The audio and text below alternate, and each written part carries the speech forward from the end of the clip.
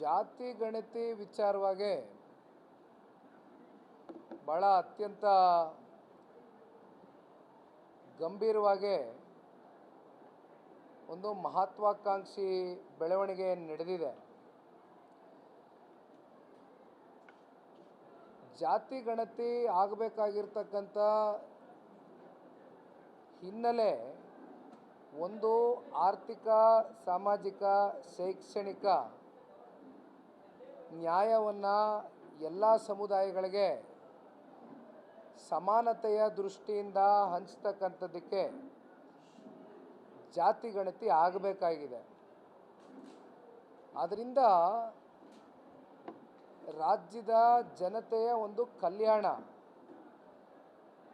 ಜೊತೆಯಲ್ಲಿ ಎಲ್ಲ ಸಮುದಾಯಗಳ ಸೋಷಿಯೋ ಮತ್ತು ಎಕನಾಮಿಕ್ ಜಸ್ಟಿಸ್ಗೋಸ್ಕರ ಆಗಬೇಕಾಗಿದೆ, ಒಪ್ಕೊಳ್ತೇನೆ.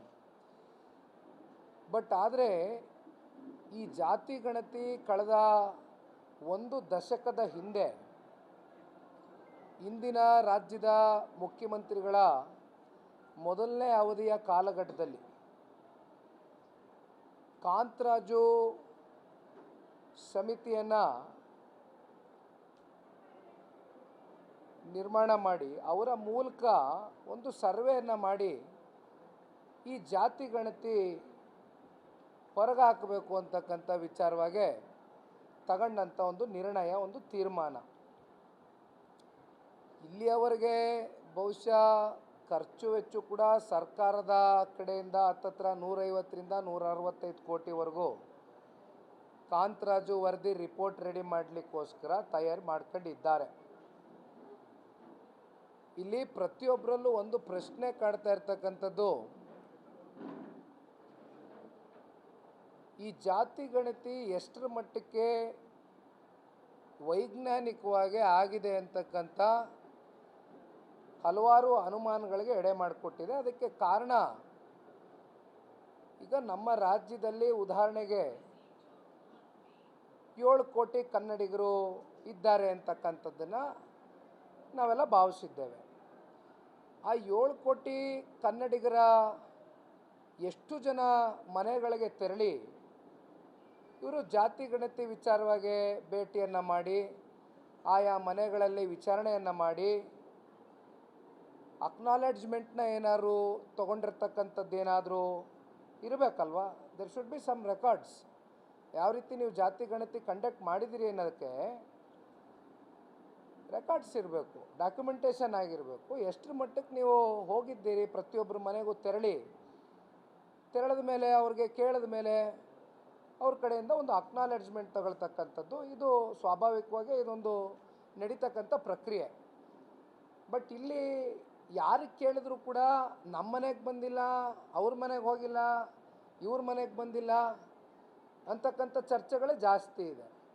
ಉದಾಹರಣೆಗೆ ನಮ್ಮ ಭಾರತ ದೇಶದ ಮಾಜಿ ಪ್ರಧಾನಮಂತ್ರಿಗಳ ಮನೆ, ದೇವೇಗೌಡರು ಸಾಹೇಬ್ರ ಮನೆಗೆ ಯಾರೂ ಬಂದಿಲ್ಲ.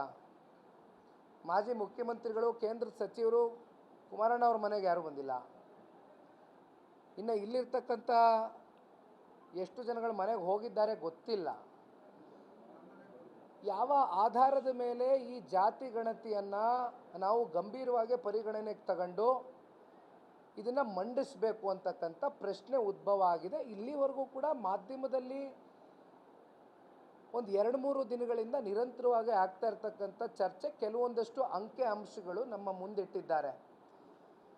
ಆ ಅಂಕೆ ಅಂಶಗಳನ್ನ ಹೊರಗಾಕಿರ್ತಕ್ಕಂಥವ್ರು ಯಾರು ಅಂತ ನಮಗೆ ಗೊತ್ತಿಲ್ಲ. ವಿ ಡೋಂಟ್ ನೋ ವೆದರ್ ನಾವು ಅಂಕೆ ಅಂಶಗಳ ಆಧಾರದ ಮೇಲೆ ಇವತ್ತು ಮಾತನಾಡಬೇಕಾ ಅಥವಾ ಸರ್ಕಾರದ ಕಡೆಯಿಂದ ಕಾಂತರಾಜು ವರದಿ ಸಾರ್ವಜನಿಕ ವಲಯದಲ್ಲಿ ಇವತ್ತು ಇವರು ಮಂಡಿಸಲಿಕ್ಕಿಂತ ಮುಂಚಿತವಾಗಿ ಮೊನ್ನೆ ದಿನ ಸಚಿವ ಸಂಪುಟದಲ್ಲಿ ಮುಖ್ಯಮಂತ್ರಿಗಳ ನೇತೃತ್ವದಲ್ಲಿ ಒಂದು ಸಭೆಯನ್ನು ಕರ್ಕೊಂಡಿದ್ರು.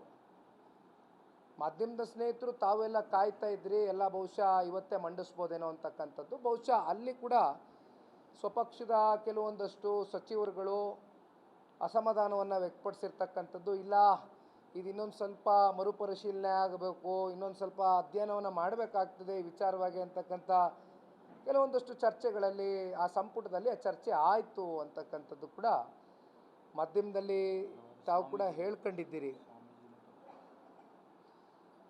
ಹಾಗಾಗಿ ಇದು ಎಲ್ಲಿಯವರೆಗೂ ಇದು ಹೊರಗೆ ಬರಲಿಕ್ಕಿಲ್ಲ ಅಲ್ಲಿವರೆಗೂ ನಾವು ಇದ್ರ ಬಗ್ಗೆ ಏನು ಮಾತನಾಡಿದ್ರು ಕೂಡ ವೇಸ್ಟ್. ಆದರೆ ಒಂದು ಪಾಯಿಂಟ್ ಅಣ್ಣ, ಇಲ್ಲಿ ಇದು ಮೇಲ್ನೋಟಕ್ಕೆ ನೋಡ್ತಕ್ಕಂಥದ್ದಾದಾಗ ಇದು ಒಂದು ರೀತಿ ರಾಜಕೀಯದಲ್ಲಿ ನಮ್ಮ ರಾಜ್ಯದ ಮುಖ್ಯಮಂತ್ರಿಗಳ ರಾಜಕಾರಣದ ಒಂದು ಅಸ್ತಿತ್ವದ ಪ್ರಶ್ನೆಗೋಸ್ಕರ ಇವತ್ತು ಈ ಒಂದು ಜಾತಿ ಗಣತಿನ ತರಾತುರಿಯಲ್ಲಿ ಈ ಥರ ಮಂಡಿಸ್ಲಿಕ್ಕೆ ಹೊರಟಿದಾರ ಅಂತಕ್ಕಂಥ ಹಲವಾರು ಅನುಮಾನಗಳ ಕಾರಣ ಆಗ್ತದೆ. ನಾನು ಔಟ್ಸೆಟ್ ಇದನ್ನು ನೋಡೋದಾದರೆ ಇದು of the Siddaramaiah, by the Siddaramaiah, for the Siddaramaiah ಥರ ಇದೆ ಇದು ಈ ಜಾತಿ ಗಣತಿ. ಗೊತ್ತಿಲ್ಲ, ಇನ್ನು ರಿಪೋರ್ಟು ಬಂದಿಲ್ಲ, ಔಟ್ಸೈಡ್ ಬಂದಿಲ್ಲ. ಬಟ್ ಈಗ ಅಂಕಿಅಂಶಗಳು ನೋಡ್ತಾ ಇದ್ದರೆ ಯಾವುದೋ ಕೆಲವೊಂದಷ್ಟು ಸಮುದಾಯಗಳನ್ನ ಮೆಚ್ಚುಗೆ ಪಡಿಸ್ತಕ್ಕಂಥದ್ದಕ್ಕೆ ಜೊತೆಯಲ್ಲಿ ಅವರ ಕುರ್ಚಿಯನ್ನು ಇನ್ನೊಂದು ಸ್ವಲ್ಪ ಬಿಗಿಯಾಗಿ ಇಟ್ಕೊಳ್ಳಿಕ್ಕೋಸ್ಕರ ಅವರ ರಾಜಕೀಯದ ಅಸ್ತಿತ್ವದ ಪ್ರಶ್ನೆಗೆ ಈ ಒಂದು ಜಾತಿ ಗಣತಿ ಆ ಲೆಕ್ಕಾಚಾರದಲ್ಲಿ ಮಾಡ್ತಾ ಇದ್ದಾರಾ ಅಂತಕ್ಕಂಥ ಚರ್ಚೆ ಇವತ್ತು ಸಾರ್ವಜನಿಕ ವಲಯದಲ್ಲಿ ಪ್ರಾರಂಭ ಆಗಿದೆ. ಜಾತಿ ಗಣತಿ ಆಗಬಾರ್ದು ಅಂತ ನಾವು ಹೇಳ್ತಾ ಇಲ್ಲ, ಜಾತಿ ಗಣತಿ ಆಗಲಿ, ಸಂತೋಷ, ನಾವು ಸ್ವಾಗತಿಸ್ತೀವಿ. JDS ಸ್ಪಷ್ಟತೆ ಇದೆ ನಮ್ಮ ನಿಲುವಲ್ಲಿ. ಬಟ್ ಯಾವ ರೀತಿ ಆಗಿದೆ, ಈ ಪ್ರಾಸೆಸ್ ಯಾವ ರೀತಿ ನಡೆದಿದೆ ಅನ್ನೋದು ಹಲವಾರು ಅನುಮಾನಗಳು ಎಡೆ ಮಾಡಿಕೊಟ್ಟಿದೆ, ಅಷ್ಟಂತೂ ಸತ್ಯ.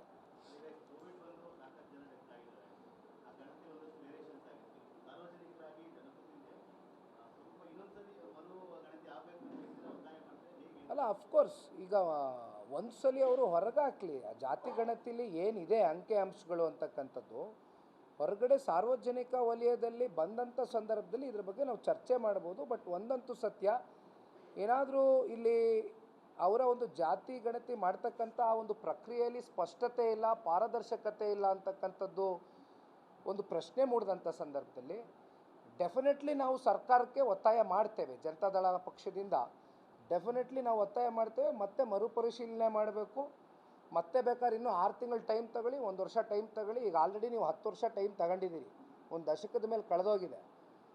ಈಗ ಆಲ್ರೆಡಿ 106 ಕೋಟಿ ಹಣನೂ ಕೂಡ ವೆಚ್ಚ ಮಾಡ್ಕೊಬಿಟ್ಟಿದ್ದೀರಿ. ಬಟ್ ಎಷ್ಟರ ಮಟ್ಟಕ್ಕೆ ಇದರಲ್ಲಿ ಒಂದು ಪಾರದರ್ಶಕತೆ ಇದೆ, ಎಷ್ಟರ ಮಟ್ಟಕ್ಕೆ ಸೈಂಟಿಫಿಕ್ಕಾಗಿ ನೀವು ಅಪ್ರೋಚ್ ಮಾಡಿದ್ದೀರಿ ಮನೆಗಳನ್ನ ಅನ್ನೋದು ಬಹುಶಃ ಮುಂದಿನ ದಿನಗಳಲ್ಲಿ ಸರ್ಕಾರದ ಕಡೆಯಿಂದ ಮುಂದೆ ಮಾಹಿತಿ ಸಿಕ್ತಂಥ ಸಂದರ್ಭದಲ್ಲಿ ಚರ್ಚೆ ಮಾಡ್ಬೋದು.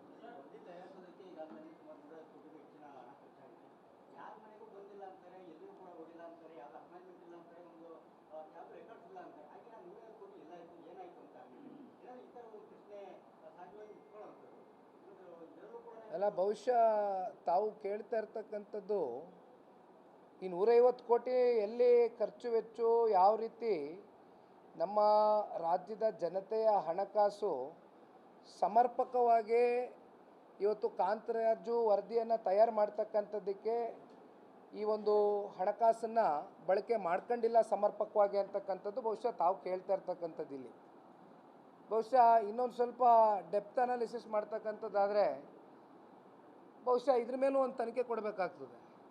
150 ಕೋಟಿ ಯಾವ ರೀತಿ ನೀವು ಹಣಕಾಸು ಖರ್ಚು ಮಾಡಿದ್ದೀರಿ, ಎಲ್ಲಿ ಖರ್ಚು ಮಾಡಿದ್ದೀರಿ, ಯಾರ ಮನೆಗೆ ಹೋಗಿದ್ದೀರಿ, ಯಾತಕ್ಕೋಸ್ಕರ ಖರ್ಚಾಗಿದೆ, ಯಾತಕ್ಕೆ 150 ಕೋಟಿ ಖರ್ಚಾಯಿತು. ಯಾಕೆಂದರೆ 150 ಕೋಟಿ ಯಾರ ಮನೆ ದುಡ್ಡಲ್ಲ, ರಾಜ್ಯದ ಜನತೆ ತೆರಿಗೆ ಮೂಲಕ ಕಟ್ಟಿರ್ತಕ್ಕಂಥ ನಮ್ಮ ರಾಜ್ಯದ ಸಂಪತ್ತು, ನಮ್ಮ ದುಡ್ಡು, ಕನ್ನಡಿಗರ ದುಡ್ಡು. ನೀವು ಹೇಳ್ದಂಗೆ 150 ಕೋಟಿನೋ 165 ಕೋಟಿನೋ ನಿಜಕ್ಕೂ ಸಮರ್ಪಕವಾಗಿ ಈ ಒಂದು ವರದಿ ತಯಾರು ಮಾಡ್ತಕ್ಕಂಥದ್ದಕ್ಕೆ ಕಾಂತರಾಜು ಅವರ ವರದಿ ಮೂಲಕ ಏನೋ ಆಗಿದೆಯಾ ಇಲ್ವಾ ಅಂತಕ್ಕಂಥದ್ದು ಕೂಡ ಬಹುಶಃ ಮುಂದಿನ ದಿನಗಳಲ್ಲಿ ಇದು ಕೂಡ ಚರ್ಚೆ ಮಾಡಬೇಕಾಗ್ತದೆ.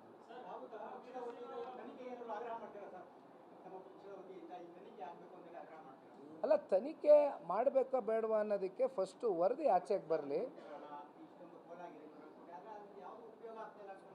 ಫಸ್ಟು ಅಣ್ಣ, ಇಲ್ಲಿವರೆಗೂ ಪಬ್ಲಿಕ್ ಪ್ಲ್ಯಾಟ್ಫಾರ್ಮ್ಸಲ್ಲಿ ಇದು ಯಾವುದು ಕೂಡ ಹೊರಗಡೆ ಬಂದಿಲ್ಲ. ಅಧಿಕೃತ ಮಾಹಿತಿ ಅಲ್ಲ ಇದು, ಇದು ಅನಧಿಕೃತ ಮಾಹಿತಿ. ಇದು ಸುಮ್ಮನೆ ಊಹಾಪೋಹದ ಅಂಕಿ ಅಂಶಗಳು. ನನ್ನ ಅನಿಸಿಕೆ ಬಹುಶಃ ಸರ್ಕಾರದ ಕಡೆಯಿಂದನೇ ಇವೆಲ್ಲ ಅನಧಿಕೃತವಾದಂಥ ಮಾಹಿತಿಗಳನ್ನ ಹೊರಗಾಕಿ ತಮ್ಮಗಳ ಮೂಲಕ ಸಾರ್ವಜನಿಕ ವಲಯದಲ್ಲಿ ಇದು ಯಾವ್ಯಾವ ರೀತಿ ಚರ್ಚೆ ಬರ್ಬೋದು ಅಂತಕ್ಕಂಥದ್ದು ಕೂಡ ಬಹುಶಃ ಈ ಟೆಸ್ಟ್ ರನ್ ಮಾಡ್ತಾ ಇರ್ಬೋದು ಸರ್ಕಾರ ಅಂತಕ್ಕಂಥದ್ದು ಕೂಡ ನಮ್ಮಲ್ಲಿ ಕೆಲವೊಂದಷ್ಟು ಸಂಶಯಗಳು ಉಟ್ಕೊಳ್ತಾ ಇದೆ.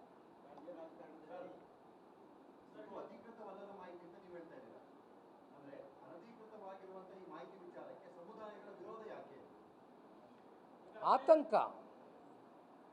ಇದು ಅನಾಧಿಕೃತ ಮಾಹಿತಿನೇ ಅಧಿಕೃತ ಆಗಿಬಿಟ್ರೆ 100% ಆತಂಕ ಇದೆ ಎಲ್ಲರಲ್ಲೂ. ಯಾಕೆಂದರೆ ಆತಂಕ ಯಾಕೆ? ಅಗೇನ್ ಅಂಡರ್ಲೈನ್ ಪದೇ ಪದೇ ಎಲ್ಲರೂ ಹೇಳ್ತಾ ಇರೋದು ಒಂದೇ ವಿಚಾರ. ಜನತಾದಳ ಪಕ್ಷ ಒಬ್ಬರೇ ಅಲ್ಲ, ನಾನೊಬ್ಬನೇ ಅಲ್ಲ. ಸೈಂಟಿಫಿಕಲಿ ಆಗಿದೆಯಾ? ಎಷ್ಟು ಜನದ ಮನೆಗೆ ಹೋಗಿದ್ದೀರಿ? ಹೋಗಿದ್ದರೆ ಅಕ್ನಾಲೆಡ್ಜ್ಮೆಂಟ್ ತೊಗೊಂಡಿದ್ದೀರಾ? ಅದರ ದಾಖಲೆಗಳಿದೆಯಾ? ರೆಕಾರ್ಡ್ಸ್ ಇದೆಯಾ? ಡಾಕ್ಯುಮೆಂಟೇಷನ್ ಮಾಡಿರ್ಬೇಕಲ್ವ? ಇದು ಎಲ್ಲರಲ್ಲೂ ಒಂದು ಅನುಮಾನಕ್ಕೆ ಕಾರಣ ಆಗಿದೆ. ಹಾಗಾಗಿ ಇದು ಒಂದು ರೀತಿ ಹಲವಾರು ಸಮುದಾಯಗಳಲ್ಲಿ, ಸಮುದಾಯದ ಶ್ರೀಗಳ ಮಧ್ಯೆ ಒಂದು ಚರ್ಚೆ ಅಂತೂ ಪ್ರಾರಂಭ ಆಗಿದೆ.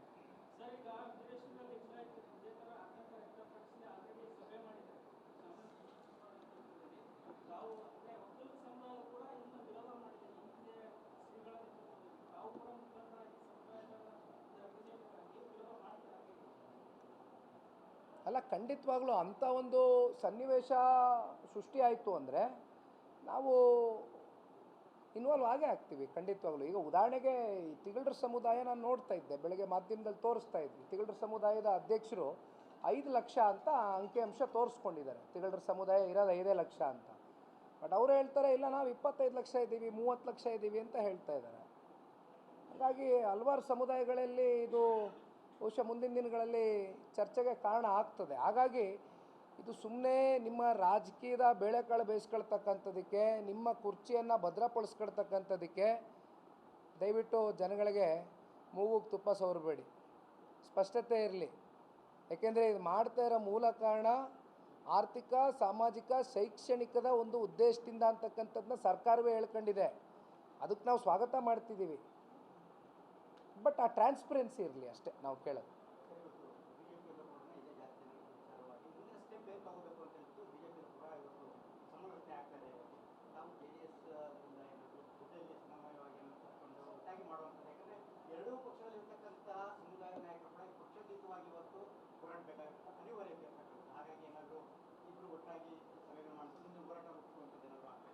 ಇಲ್ಲ, ನೀವೇ ಹೇಳ್ದಂಗೆ ಇದು ಆ ಪಕ್ಷ ಈ ಪಕ್ಷ ಅಂತಕ್ಕಂಥದ್ದಕ್ಕಿಂತ ಹೆಚ್ಚಾಗಿ ಇವತ್ತು ಸ್ವಪಕ್ಷದಲ್ಲಿ ಇರ್ತಕ್ಕಂಥ ಕಾಂಗ್ರೆಸ್ನ ಶಾಸಕರು, ಸಚಿವರುಗಳು ಅವರಲ್ಲೇ ಒಂದು ರೀತಿ ದ್ವಂದ್ವ ಇದೆ. ಇದು ಪಕ್ಷಾತೀತವಾದಂಥ ಹೋರಾಟಕ್ಕೆ ನಾವು ಕೈಗೊಳ್ಳಬೇಕಾಗ್ತದೆ. ಬಟ್ ಅಂತಿಮವಾಗಿ ಇದು ರಾಜಕೀಯದ ಒಂದು ಹೋರಾಟಕ್ಕೆ ಏನಾದರೂ ನಮ್ಮನ್ನು ದೂಡಿದಂಥ ಸಂದರ್ಭದಲ್ಲಿ ರಾಜಕೀಯವಾಗೂ ಕೂಡ ನಾವು ಈ ಹೋರಾಟವನ್ನು ಕೈಗೆ ಎತ್ಕೊಳ್ಬೇಕಾಗ್ತದೆ. ಬಟ್ ಪಕ್ಷಾತೀತವಾಗಿ ಇದಕ್ಕೆ ಎಲ್ಲರೂ ಮುಂದೆ ಬಂದರೆ ಒಳ್ಳೆಯದು. ಏಕೆಂದರೆ ಇದು ಸಮಾಜದ ಒಂದು ಸಮಾನತೆಯ ಕಾಪಾಡ್ತಕ್ಕಂಥ ದೃಷ್ಟಿಯಲ್ಲಿ ಆಗ್ತಾ ಇರ್ತಕ್ಕಂಥ ಇದು ಜಾತಿ ಗಣತಿ ಹೊರತುಪಡಿಸಿ ಇದು ಯಾರ್ದೋ ಕುರ್ಚಿ ಉಳಿಸ್ಕೊಳ್ಳೋಕ್ಕೆ, ಕುರ್ಚಿ ಉರುಳಿಸೋಕ್ಕೆ ಆಗಬಾರ್ದು. ಇದೆಲ್ಲ ಜಾತಿ ಗಣತಿ, ಅದಷ್ಟೇ ನಾವು ಕೇಳ್ಕೊಳ್ತೀವಿ. ಅಲ್ಲ, ಇಂಪ್ಲಿಮೆಂಟ್ ಮಾಡಲಿ. ನಾನು ಹೇಳ್ತಾ ಇದ್ದೀನಲ್ಲ, ಸ್ವಾಗತ ಮಾಡ್ತೀವಿ. ಬಟ್ ಇಂಪ್ಲಿಮೆಂಟ್ ಮಾಡೋದಕ್ಕಿಂತ ಮುಂಚಿತವಾಗಿ ನಾನು ಇಷ್ಟೊತ್ತು ಮಾತಾಡೋದ್ನಲ್ಲ, how have you taken this process? ಯಾವ ರೀತಿ ಈ ಪ್ರಾಸೆಸ್ ತೊಗೊಂಡಿದ್ದೀರಿ? ಪ್ರಕ್ರಿಯೆ ಯಾವ ರೀತಿ ನಡೆದಿದೆ? ಡೌಟ್ ಇದೆ. ಅದಕ್ಕೆ ಅವ್ರು ಒಂದ್ಸಲಿ ಹೊರಗೆ ಹಾಕಿದ್ಮೇಲೆ ಅಧಿಕೃತವಾಗಿ ಮಾಹಿತಿ ಬಂದಮೇಲೆ ನಾವು ಚರ್ಚೆ ಮಾಡ್ಬೋದು. ಈಗ ಏನು ಮಾತಾಡಿದ್ರು ಕೂಡ ಅನಧಿಕೃತ ಅಷ್ಟೇ ಮಾಹಿತಿ. ಹಾಂ,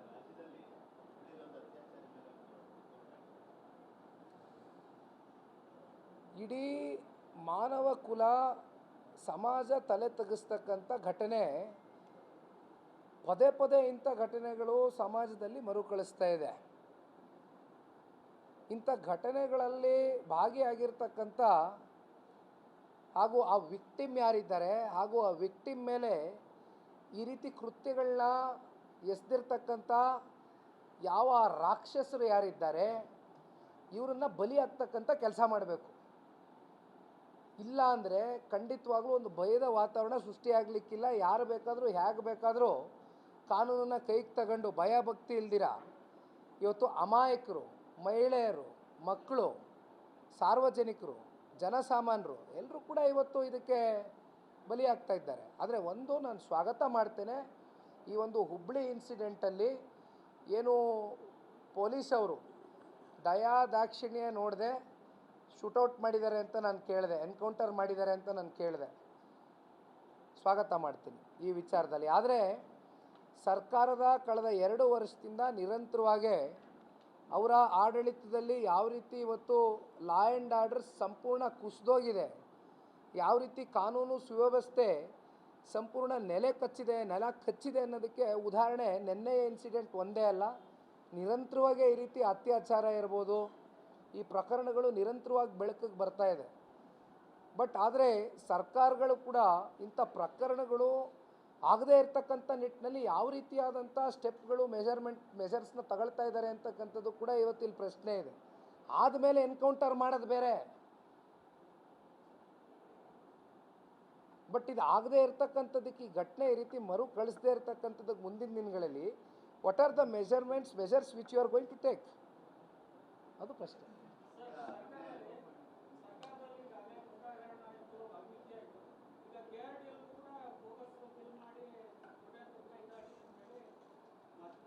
ಅಲ್ಲ, ಸ್ಮಾರ್ಟ್ ಮೀಟರ್ ವಿಚಾರವಾಗಿ ನಾನೇ ಇತ್ತೀಚೆಗೆ ಮಾಧ್ಯಮದಲ್ಲಿ ಪತ್ರಿಕಾಗೋಷ್ಠಿ ಕರೆದು ಇಡೀ ರಾಜ್ಯದ ಜನತೆಗೆ ಯಾವ್ಯಾವ ರೀತಿ KTPP ಕಾಯ್ದೆನ ಇವತ್ತು ಸಂಪೂರ್ಣವಾಗಿ ಅದನ್ನು ಯಾವ್ಯಾವ ರೀತಿ ಅವರು ಧಿಕ್ಕರಿಸಿ ಇಂಟರ್ನಲ್ ಅಡ್ಜಸ್ಟ್ಮೆಂಟ್ ಮಾಡ್ಕೊಂಡು ಈ ಗ್ಲೋಬಲ್ ಟೆಂಡರೇ ನಿಮಗೆ 60 ದಿನ 45 ದಿನ ಮಿನಿಮಮ್ ಟೈಮ್ ಕೊಡ್ತಕ್ಕಂಥದ್ದಾಗುತ್ತೆ. ಆದರೆ ಇಲ್ಲಿ ಟೆಂಡರ್ ಪ್ರಾಸೆಸ್ಸು ಕೇವಲ 15 ದಿನ 21 ಒಳಗಡೆ ಮುಗಿಸಿ ಅವನಿಗೆ ಅರ್ಹತೆ ಇಲ್ಲದೆ ಇರೋರಿಗೆ ಕೊಡ್ತಕ್ಕಂಥದ್ದು ಇವೆಲ್ಲ ಕೂಡ ನಡೀತಾ ಇದೆ. ಕಣ್ಮುಂದೆ ನಾನು ಮಾತಾಡಿದ್ದೀನಿ. ಈ ಸ್ಕ್ಯಾಮ್ಗಳು, ಈ ವಿವಾದಗಳು, ಭ್ರಷ್ಟಾಚಾರ ಇವೆಲ್ಲದರ ಬಗ್ಗೆ ನಿರಂತರವಾಗಿ ಮಾತನಾಡ್ತಾ ಇದ್ದೇವೆ. ಇತ್ತೀಚೆಗೆ ಸಾಕಪ್ಪ ಸಾಕು, ಈ ಕಾಂಗ್ರೆಸ್ ಸರ್ಕಾರ ಸಾಕು ಅಂತ ಒಂದು ಅಭಿಯಾನ ಪ್ರಾರಂಭ ಮಾಡಿದ್ವಿ ಬೆಂಗಳೂರು ನಗರದಲ್ಲಿ. ಆ ಅಭಿಯಾನದಲ್ಲಿ JDS ಪಕ್ಷದ ಮುಖಂಡರು, ಕಾರ್ಯಕರ್ತರು ಅಷ್ಟೇ ಅಲ್ದಿರ ಸಾಕಷ್ಟು ಜನ ಸಾರ್ವಜನಿಕರು, ಇನ್ಕ್ಲೂಡಿಂಗ್ ನಮ್ಮ ವೆಬ್ಸೈಟಲ್ಲೂ ಕೂಡ ಜಾಯಿನ್ ದ ಮೂಮೆಂಟ್ ಕ್ಯಾಂಪೇನ್ಗೆ ಭಾಳ ಜನ ಭಾಗಿಯಾಗಿದ್ದಾರೆ ಇವತ್ತು. ಹಾಗಾಗಿ ನಿರಂತರವಾಗಿ ಈ ಒಂದು ಭ್ರಷ್ಟ ಕಾಂಗ್ರೆಸ್ನ ವ್ಯವಸ್ಥೆ ಏನಿದೆ, ಜೊತೆಯಲ್ಲಿ ಆಡಳಿತದಲ್ಲಿ ಆಗ್ತಾ ಇರ್ತಕ್ಕಂಥ ವೈಫಲ್ಯತೆಗಳು, ಜೊತೆಯಲ್ಲಿ ಬಹುಮುಖ್ಯವಾಗಿ ಪರಿಶಿಷ್ಟ ಜಾತಿ ಪರಿಶಿಷ್ಟ ವರ್ಗಕ್ಕೆ ಅವರ ಒಂದು ಅಭಿವೃದ್ಧಿಗೆ ಇಟ್ಟಿರ್ತಕ್ಕಂಥ ಹಲವಾರು ನಿಗಮದ ಹಣಗಳು ಯಾವ್ಯಾವ ರೀತಿ ಇವತ್ತು ಸ್ವೇಚ್ಛಾಚಾರವಾಗಿ ದುರ್ಬಳಕೆ ಮಾಡ್ತಾ ಇದ್ದಾರೆ, ಲೂಟಿ ಮಾಡ್ತಾ ಇದ್ದಾರೆ ಅಂತಕ್ಕಂಥ ಪ್ರಕರಣಗಳು ಕೂಡ ನಾವು ಎಲ್ಲದರ ಬಗ್ಗೆ ಚರ್ಚೆ ಮಾಡಿದ್ದೇವೆ. ಬಹುಶಃ 2 ವರ್ಷದಲ್ಲೇ ಇವತ್ತು ಈ ಕಾಂಗ್ರೆಸ್ನ ಸರ್ಕಾರ ಈ ಹಂತಕ್ಕೆ ಬಂದು ನಿಂತಿದ್ದಾರೆ ಅನ್ನೋದಾದರೆ, ಇನ್ನು ಮುಂದಿನ 3 ವರ್ಷ ಬಹುಶಃ ನಮ್ಮ ಕರ್ನಾಟಕ ರಾಜ್ಯವನ್ನು ಒಂದು ಆರ್ಥಿಕ ದಿವಾಳಿ ಅಲ್ಲ, ಆರ್ಥಿಕ ಸುನಾಮಿಯನ್ನು ಕಾಣ್ತಕ್ಕಂಥ ದಿನಗಳು ಭಾಳ ದೂರ ಇಲ್ಲ. ಅದಕ್ಕಿಂತ ಮುಂಚಿತವಾಗಿ ನಾವು ಜನಗಳಿಗೂ ಜಾಗೃತಿ ಮೂಡಿಸಬೇಕಾಗಿದೆ, ಎಲ್ರಿಗೂ ಎಚ್ಚೆತ್ತಬೇಕಾಗಿದೆ. ಕೆಲಸ ನಾವು ಮಾಡ್ತೇವೆ. Thank you madam.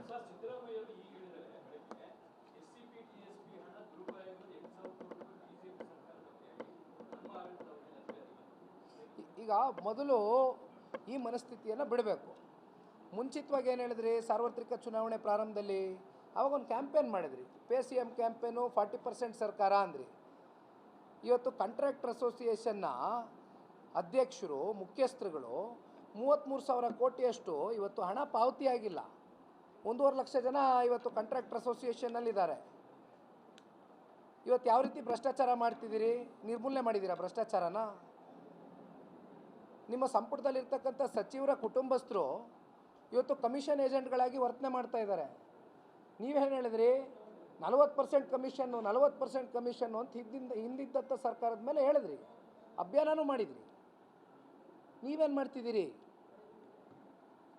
ಸುಮ್ಮನೆ ಈ ಅವ್ರು ಮಾಡಿದರು ಇವ್ರು ಮಾಡಿದ್ರು, ನಾವು 10 ರೂಪಾಯಿ ಕದ್ದಿರೋದು, ಅವ್ರು 100 ರೂಪಾಯಿ ಕದ್ದಿದ್ರು, ಇದು ಬೇಡ. ಕಳ್ಳತನ ಮಾಡಿದ್ಮೇಲೆ 10 ರೂಪಾಯಿ ಒಂದೇ, 100 ರೂಪಾಯಿ ಒಂದೇ. ಆ ಕಳ್ಳತನದ ಮನಸ್ಥಿತಿ ಇದೆಯಲ್ಲ, ಮೊದಲು ಬಿಡಬೇಕು.